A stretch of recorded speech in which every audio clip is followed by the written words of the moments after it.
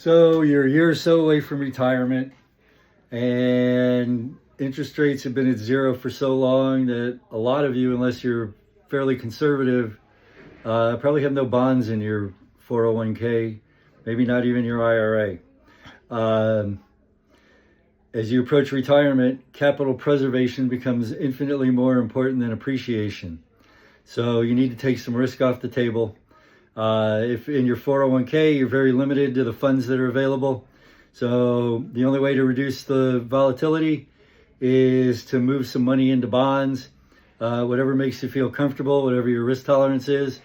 If you're over 59 and a half, you might want to think about rolling it into an IRA and putting it into dividend stocks.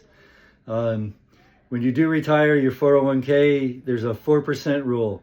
Supposedly, as you can withdraw 4% a year for 30 years, but as it dwindles down, so does the appreciation on whatever's left in the account until it's zero and there's nothing left.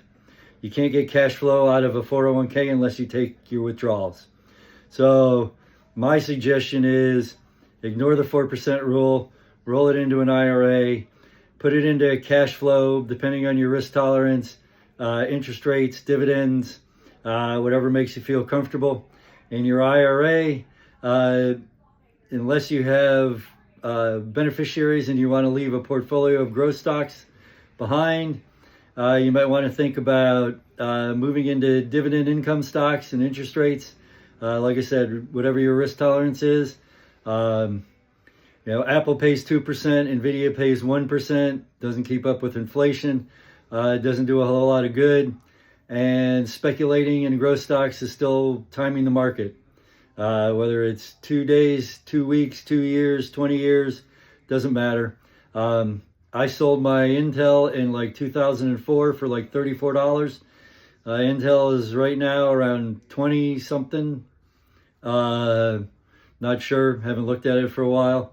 But, market timing is what growth stocks are all about. We haven't seen a downturn in the market for a while, not a substantial downturn. And as you approach retirement, you don't want to see that downturn right before you retire. Like I said, at this point, capital preservation, infinitely more important than appreciation.